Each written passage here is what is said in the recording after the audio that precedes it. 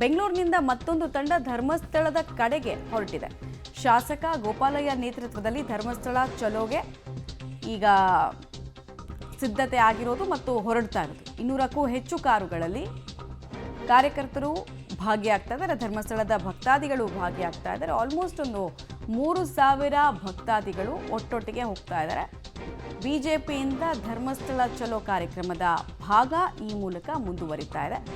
ಈಗಾಗಲೇ ವಿಜೇಂದ್ರ ಅವರ ನೇತೃತ್ವದಲ್ಲಿ ಒಂದು ತಂಡ ಹೋಯಿತು, SR ವಿಶ್ವನಾಥ್ ಅವರ ನೇತೃತ್ವದಲ್ಲಿ ಒಂದು ತಂಡ ಹೋಯಿತು. ನಿನ್ನೆ JDSನವರು ಧರ್ಮಯಾತ್ರೆಯನ್ನು ಬಿಜೆಪಿಗೂ ಒಂದಿನ ಮುಂಚೆನೇ ಮಾಡಿದ್ರು. ಈ ಗೋಪಾಲಯ್ಯ ಅವರು ಸರ್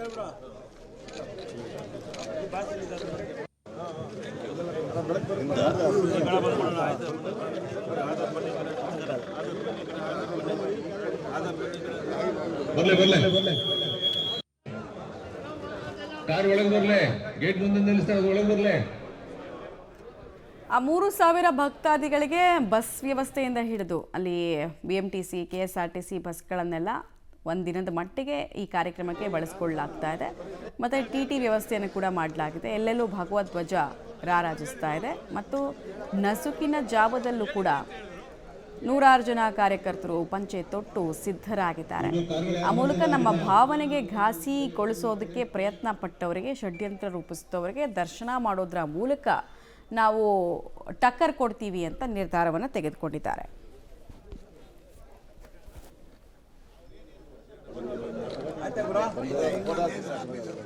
ಲೇಔಟ್ ವಿಧಾನಸಭಾ ಕ್ಷೇತ್ರದಲ್ಲಿ ನಡೀತಾ ಇದೆ. ದೃಶ್ಯಗಳಲ್ಲಿ ತೋರಿಸ್ತಾ ಅದ್ರ ಬಗ್ಗೆ ಹೇಳ್ತಾ ಹೋಗ್ತೀನಿ. ಬೇರೆ ಬೇರೆ ವಿಧಾನಸಭಾ ಕ್ಷೇತ್ರದಲ್ಲಿ ಈಗಾಗಲೇ ಈ ರೀತಿಯ ಒಂದು ಧರ್ಮಸ್ಥಳ ಚಲೋ ಕಾರ್ಯಕ್ರಮವನ್ನು BJP ಹಮ್ಮಿಕೊಂಡಿರುವಂಥದ್ದು.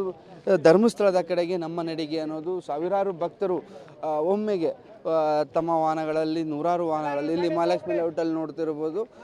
ಈಗ ರಾಣಿ ಅಬ್ಬಕ್ಕ ಕ್ರೀಡಾಂಗಣದಲ್ಲಿ ಸರಿಸುಮಾರು 200-250ಕ್ಕೂ ಹೆಚ್ಚು ವಾಹನಗಳಲ್ಲಿ, ಗಾಡಿಗಳಲ್ಲಿ ಧರ್ಮಸ್ಥಳದ ಕಡೆಗೆ, ಅಂದರೆ ಧರ್ಮಸ್ಥಳದಲ್ಲಿ ಆಗ್ತಿರುವಂಥ ಅಪಪ್ರಚಾರವನ್ನು ನಿಲ್ಲಿಸಬೇಕು, ಧರ್ಮಸ್ಥಳದ ವಿರುದ್ಧ ನಡೆದಿರುವಂಥ ಷಡ್ಯಂತ್ರವನ್ನು NIAಗೆ ಆಗ್ರಹಿಸಿ, ತನಿಖೆಗೆ ಆಗ್ರಹಿಸಿ ಈ ರೀತಿ ಧರ್ಮಸ್ಥಳ ಚಲೋವನ್ನು BJP ಹಮ್ಮಿಕೊಂಡಿರುವಂಥದ್ದು. ಇನ್ನೇನು ಕೆಲವೇ ಕ್ಷಣಗಳಲ್ಲಿ ಈ ಧರ್ಮಸ್ಥಳ ಚಲೋ ಕಾರ್ಯಕ್ರಮ ಮಹಾಲಕ್ಷ್ಮಿ ಲೇಔಟ್ ವಿಧಾನಸಭಾ ಕ್ಷೇತ್ರದಲ್ಲಿ ಚಾಲನೆ ಕೊಡ್ತಾರೆ.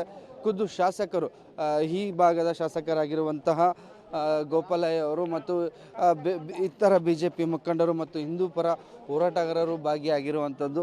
ಇನ್ನೇನು ಕೆಲವೇ ಕ್ಷಣಗಳಲ್ಲಿ ಇದಕ್ಕೆ ಚಾಲನೆ ಕೊಡ್ತಾರೆ. ಪೂಜಾ ಕಾರ್ಯ ನಡೀತಾ ಇದೆ. ಅದಕ್ಕಿಂತ ಮುಂಚೆ ಮಾತಾಡಿಸುವಂಥ ಪ್ರಯತ್ನ ಮಾಡಿ ಸರ್. ಇನ್ನೇನು ಕೆಲವೇ ಕ್ಷಣದಲ್ಲಿ ಚಾಲನೆ ಕೊಡ್ತಾ ಇದ್ದೀರಾ ಸರ್? ಇನ್ನೊಂದು 5-10 ನಿಮಿಷದಲ್ಲಿ ಇನ್ನು ಗಾಡಿಗಳು ಬರ್ತಾ ಇದೆ. ಇಲ್ಲಿಂದ ಹೊಡ್ತೀವಿ. ರಾಣಿ ಅಬ್ಬಕ್ಕಾದೇವಿ ಕ್ರೀಡಾಂಗಣದಿಂದ ನಮ್ಮ ಯಾತ್ರೆ ಧರ್ಮಸ್ಥಳದ ಕಡೆಗೆ. ಎಷ್ಟು ಗಾಡಿಗಳಲ್ಲಿ ಹೋಗ್ತಿರೋದು? 200 ಗಾಡಿಗಳಲ್ಲಿ ನಾವು ಹೋಗ್ತಾ ಇದ್ದೀವಿ.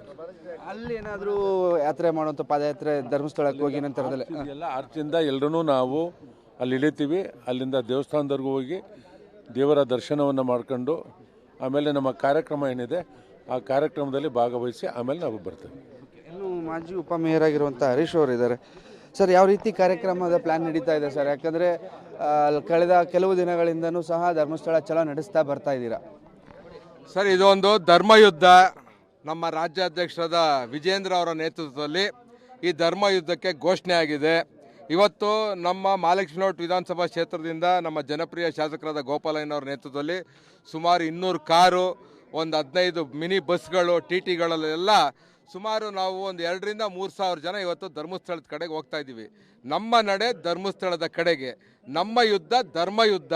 ಇವತ್ತು ಯಾರು ನಿರಂತರವಾಗಿ ನಮ್ಮ ಸನಾತನ ಧರ್ಮದ ವಿರುದ್ಧ, ನಮ್ಮ ಪವಿತ್ರವಾದ ಸ್ಥಳಗಳ ಮೇಲೆ ದಾಳಿ ಮಾಡ್ತಾ ಇದ್ರೆ, ಭಾರಿ ಮಾತಾಡ್ತಾ ಇದ್ದಾರೆ, ಅವ್ರ ಬಗ್ಗೆ ಹೋರಾಟ ಮಾಡೋದಕ್ಕೆ ಇವತ್ತು ನಮ್ಮ ಒಂದು ಶಕ್ತಿಯನ್ನು ನಾವೆಲ್ಲ ಹಿಂದೂಗಳು ನಾವೆಲ್ಲ ಒಂದು ಅಂತ ತೋರಿಸೋದಕ್ಕೆ ಇವತ್ತು ಧರ್ಮಸ್ಥಳಕ್ಕೆ ಹೋಗ್ತಾ ಇದ್ದೀವಿ. ನಾವೆಲ್ಲ ಇಳಿದು ಒಂದು ಮೆರವಣಿಗೆಯಲ್ಲಿ ಎಲ್ಲಿ ಕಾರ್ಯಕ್ರಮ ನಡೀತೈತೆ ಆ ಸ್ಥಳಕ್ಕೆ ಹೋಗುವಂಥ ಕೆಲಸ ನಾವು ಮಾಡ್ತೀವಿ ಸರ್. ಇದಿಷ್ಟು BJP ಮುಖಂಡರ ಮಾತು. ಇನ್ನೇನು ಕೆಲವೇ ಕ್ಷಣದಲ್ಲೇ ಓಡ್ತಾರೆ. ಪೂಜಾ ಕಾರ್ಯ ನಡೀತಿರುವಂಥದ್ದು. ಕ್ಯಾಮ್ರಾ ಪರ್ಸನ್ ಹೇಮಂತ್ ಜೊತೆಗೆ ಮಾರುತಿ, ಪಬ್ಲಿಕ್ TV, ಬೆಂಗಳೂರು. ಈಗಾಗಲೇ ಗಮನಿಸ್ತಾ ಇದ್ರೆ ಕಾರ್ಯಕ್ರಮದ ರೂಪುರೇಷೆ ಯಾವ ಇರುತ್ತೆ ಅನ್ನೋದನ್ನು ಅವರು ತಿಳಿಸ್ತಾ ಇದ್ರು. ಸೊ ಗೋಪಾಲಯ್ಯ ಅವರ ನೇತೃತ್ವದಲ್ಲಿ ಅಂದರೆ ಒಂದೊಂದು ಟೀಮ್ಗೂ ಕೂಡ ಟಾಸ್ಕನ್ನು ಕೊಟ್ಟಿರೋ ಹಂಗೆ ಕಾಣಿಸ್ತಾ ಇದೆ. ನಿಮ್ಮ ಕ್ಷೇತ್ರ ವ್ಯಾಪ್ತಿ ಎಷ್ಟು ಜನ ಸೇರಿಸೋಕ್ಕಾಗುತ್ತೆ, ಸೇರಿಸ್ಕೊಂಡು ಕರ್ಕೊಂಡು ಹೋಗಿ ಅಂತ. ಸೊ ಧರ್ಮಸ್ಥಳದ ವಿರುದ್ಧ ನಡೀತಾ ಇರುವಂತಹ ಷಡ್ಯಂತ್ರವನ್ನು ಧಿಕ್ಕರಿಸಿ ಎಲ್ಲರೂ ಕೂಡ ದೇವರ ದರ್ಶನ ಮಾಡೋದ್ರ ಮೂಲಕ ಟಕ್ಕರ್ ಕೊಡಬೇಕು ಅನ್ನೋದು ಪ್ಲಾನ್ನ ಮುಖ್ಯ ಭಾಗ. ಹೀಗಾಗಿ ಹೊರಡೋಕ್ಕೂ ಮುಂಚೆ ಎದಿರಂತೆ ಯಾವುದೇ ವಿಘ್ನಗಳು ಎದುರಾಗದೇ ಇರಲಿ, ಅಂದ್ಕೊಂಡಿರೋ ಕಾರ್ಯ ಸಾಂಗೋಪಾಂಗವಾಗಿ ಸಾಗಲಿ ಅಂತ ಹೇಳಿಬಿಟ್ಟು ಪೂಜೆಯ ಜೊತೆಗೆ ಕಾರ್ಯವನ್ನು ಸ್ಟಾರ್ಟ್ ಮಾಡಿದ್ದಾರೆ.